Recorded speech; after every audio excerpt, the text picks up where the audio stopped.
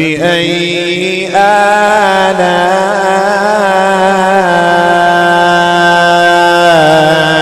ربكما تكذبان.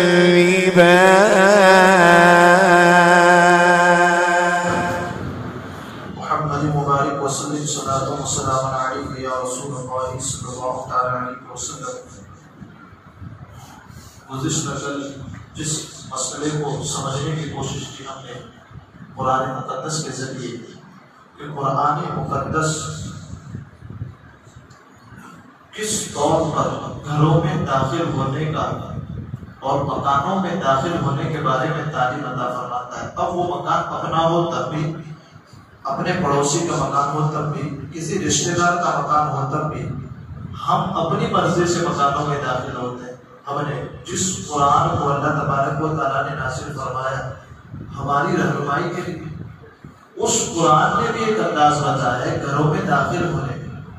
تو قرآنی تعلیم کیا ہے گھروں میں داخل ہونے کی؟ کبھی ہم نے اس بارے میں ذکر نہیں کیا، کبھی اس بارے میں فکر بھی نہیں ہوئی ہمیں کہ سوچیں اس بارے میں. قرآن اس چیز کی بھی تعلیم دیتا ہے، گھر اپنا ہو تو داخل کیسے ہونا ہے اس کی بھی تعلیم دیتا ہے. گھر کسی اور کا ہو تو داخل کیسے ہونا ہے قرآن اس کی بھی تعلیم دیتا ہے. تو گزشتہ کل کچھ مسائل ذکر ہوئے. ایک مسئلہ یہ تھا عموماً آج کل لوگوں کے گھروں میں مین گیٹ پہ پردے نہیں ہوتے. علماء کا مکان ہے تو وہ رہتے ہیں، کسی پیر بزرگ کا مکان ہے تو پردے رہتے ہیں، یا کسی نے دین پڑھ رکھا ہے تو اس کے گھر پردے رہتے ہیں. باقی 100 میں سے 60% لوگوں کے گھروں میں پردے نہیں ہوتے. کبھی ایسا ہوتا ہے کہ جب ہم اجازت مانگتے ہیں اور سلام کرتے ہیں گھر والوں کو تو ایسا ہوتا ہے کہ پردہ نہ ہونے کے سبب ہماری نگاہیں گھر کے اندر تک چلی جاتی ہیں. ٹھیک ہے، کیا یہ طریقہ صحیح ہے؟ قرآن اس کے بارے میں کیا تعلیم عطا فرماتا ہے؟ قرآن اس کے بارے میں تعلیم دیتا ہے کہ جب تم اجازت مانگو کسی کے مکان پہ، اس کے مکان پر پردے نہ ہوں تو اس وقت تم الٹے گھوم جاؤ، تمہاری پیٹھ مکان کی طرف ہو، تمہارا چہرہ مکان کی طرف نہ ہو، الٹے گھوم کر کے اجازت مانگو تاکہ مکان والا تمہیں دیکھے کہ کوئی باہر کھڑا ہے. یہ انداز اسلام عطا فرماتا ہے. سبحان اللہ. کسی کو کوئی اپنے مکان میں کس انداز سے، ہمیں کیا پتا، ہم اس کے مکان پر گئے اور ہم نے دیکھ لیا اس کے مکان کے اندر تو دیکھا، اور اگر کوئی ایسی حالت میں تھا کہ جس کو دیکھنا اسلام نے منع فرمایا تو پھر اس کا دیکھنے کا گناہ بھی ہم پر. تو یہ انداز مکانوں میں داخل ہونے کا بھی قرآن عطا فرماتا ہے. سبحان اللہ. ایک یہ مسئلہ کا ذکر سب سے پہلے تو اجازت مانگنی. ٹھیک، پہلے تو داخل نہیں ہونا. داخل ہونے کا طریقہ اسلام نے کیا کیا؟ حتی تستانسوا، سب سے پہلے اجازت مانگو، وتسلم، اور اس کے بعد سلام کرو. اچھا مولا ہم نے یہ بھی اجازت مانگی، سلام کیا، لیکن آگے مکان صاحب مکان نے اجازت نہیں دی ہوتی. میں آپ کے گھر آیا، مجھے آپ سے کچھ کام ہے، آپ نے کہا مولانا ہمارے گھر میں داخل مت ہوئیے. ٹھیک، آپ کا مکان میں روک دیا آپ نے آنے سے. قرآن اس کے بارے میں کیا کہتا ہے؟ قرآن کہتا ہے فَإِن لَمْ تَجِدُوا فِيهَا أَحَدًا، جب تم کسی مکان صاحب مکان کے گھر جاؤ، کسی کے مکان پہ جاؤ لیکن اس مکان میں کوئی نہ ہو، مکان کھلا پڑا ہے، ہو سکتا ہے کہ میاں بیوی بغل میں گئے ہوں گے، کسی کام سے بازار گئے ادھر کھلا چھوڑ دیا اور ہم کو کام پڑا اور ہم پہنچ گئے وہاں. قرآن کہتا ہے فَإِن لَمْ تَجِدُوا، جب تم وہاں پہنچے لیکن کسی کو گھر میں نہیں پائے، اب کیا کرو گے؟ چلے جاؤ گے کسی کے گھر میں. قرآن کہتا ہے فَإِن لَمْ تَجِدُوا فِيهَا أَحَدًا فَلَا تَدْخُلُوهَا، ہرگز اس میں داخل نہیں ہونا. جب کوئی نہیں تو داخل بھی مت ہونا. اس کے بعد قرآن کہتا ہے حَتَّى يُؤْذَنَ لَكُمْ، یہاں تک کہ تمہیں اجازت دے دی جائے. جب اجازت دے دی جائے پھر داخل ہونا. کوئی نہیں ہے تب بھی داخل مت ہونا، چاہے اپنے رشتہ دار کا مکان ہو تب بھی. مسئلہ یہ سمجھنے کا ہے نا، نانی کا گھر ہے اندر، بھوبی کا گھر ہے اندر، خالہ کا گھر ہے اندر. قرآن کیا کہتا ہے اس کے بارے میں؟ قرآن کہتا ہے کسی پڑوسی کا مکان ہو تب بھی اگر کوئی نہیں، جب تک اجازت نہ ملے داخل ہونے کی بھی اجازت نہیں. یہ قرآنی انداز ہے گھروں میں داخل ہونے. ہاں بھی کسی کا اپنی مرضی. اگر ہم نے اسلام کو مانا ہے تو مکانوں میں داخل ہونے کا انداز بھی یہ ہوگا جس کو قرآن بتاتا ہے.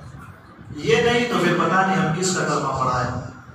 اور اس کے بعد قرآن کہتا ہے وَإِنْ قِيلَ لَكُمُ ارْجِعُوا، ابھی جو مسئلہ میں نے کیا، میں نے کہا کہ مجھے داخل ہونے دو، لیکن آپ کیا کہتے ہیں مولانا ابھی میرے گھر میں مت آنا. وَإِنْ قِيلَ لَكُمْ، اور جب مکان والا آپ سے کہے، کیا کہے؟ ارجعوا، واپس چلے جاؤ، فرضی ہوتی ہے لوٹ جاؤ، زبردستی نہیں. ارے یار مجھے آنے دو آپ کے مکان، وہ بہت ضروری کام ہے آنا ہی پڑے. نہیں، قرآن کہتا ہے جب اس نے منع کر دیا واپس پلٹ فوراً. صاحب مکان نے اگر اجازت نہ دی، ہماری اور آپ کی کوئی زور زبردستی نہیں ہوگی. اس نے جب منع کر دیا قرآن کہتا ہے فرضی لوٹ اپنے گھروں کو واپس چلے. اس کے بعد قرآن کہتا ہے مولا یہ جو سسٹم تو نے بتایا یہ کیا ہے؟ قرآن خود کہتا ہے وہ ازکیٰ لکم، یہ تمہارے لیے پاکیزہ سسٹم ہم نے رکھا ہے. سبحان اللہ.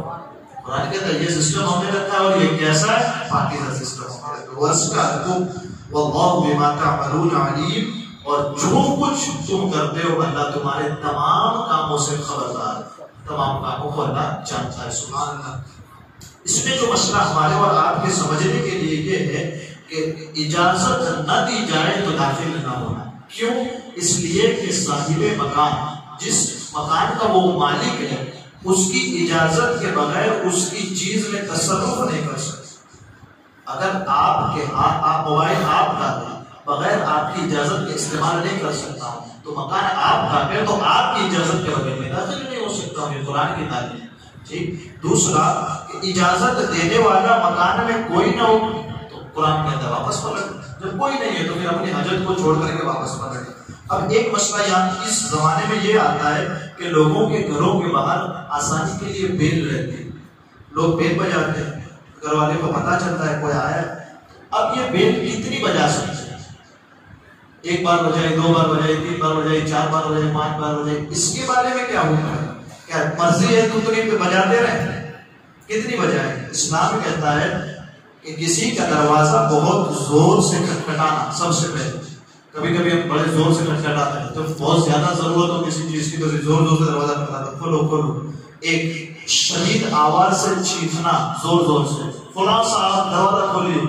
یہ اور خاص کر ایک تو یہ، لیکن خاص کر علماء کے دروازے پہ، امام صاحب کے دروازے پہ، مؤذن صاحب کے دروازے پہ، نائب امام صاحب کے دروازے پہ، پیر صاحب کے دروازے پہ، بزرگوں کے دروازے پہ ایسا کرنا اور ان کو زور سے پکارنا یہ مکروہ ہے، خلاف ادب ہے، منع کیا ہوا کام.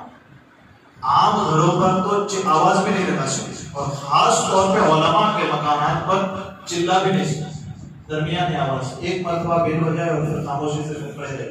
اجازت نہیں ملی واپس چلے جائے، اپنا کام چھوڑ دیں.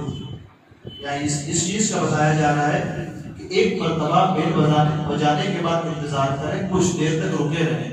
اگر دروازہ نہیں کھلتا آپ دوبارہ بجا دیجیے. اگر حاجت زیادہ ہوگا، بہت ضروری کام ہے تو دوبارہ پھر بجا دیجیے. اس بار بھی نہیں کھلانا تو اب سمجھ جائیے کہ مکان کے اندر جو لوگ ہیں وہ اس وقت کسی کو اپنے پاس بلانا نہیں چاہتے، اسی لیے دروازہ نہیں کھول رہے. اگر چاہتے تو فوراً کھول دیتے. جب آپ نے 2 مرتبہ بیل بجائی اور نہ کھلا، پھر تیسری مرتبہ نہ بجائیں، واپس چلے جائیں اور اپنی حاجت جو ہے اس کو دوبارہ جب آپ وہاں پہنچے اس وقت اس کے سامنے پیش کریں. یہ ہے گھروں میں داخل ہونے کا قرآن انداز. انشاءاللہ اس پر مزید کل بھی گفتگو ہوگی کہ ہم اپنی مرضی سے گھروں میں داخل ہوتے ہیں. جس اسلام کو ہم مانتے ہیں اس اسلام نے کیا تعلیم عطا فرمائی ہے گھروں میں داخل ہونے. اللہ تعالیٰ مجھے آپ کو قرآن سیکھنے، سمجھنے، اس پر عمل کرنے، دوسروں تک اس کی باتوں کو پہنچانے کی توفیق عطا فرمائے. بیان کے دوران کہنے سننے میں عمل سبب کوئی خطا ہوئی اور اللہ تعالیٰ اسے معاف فرمائے. وصلی اللہ تعالیٰ علی خیر خلقہ محمد وعلی آلہ وصحبہ اجمعین برحمتہ یا ارحم الراحمین.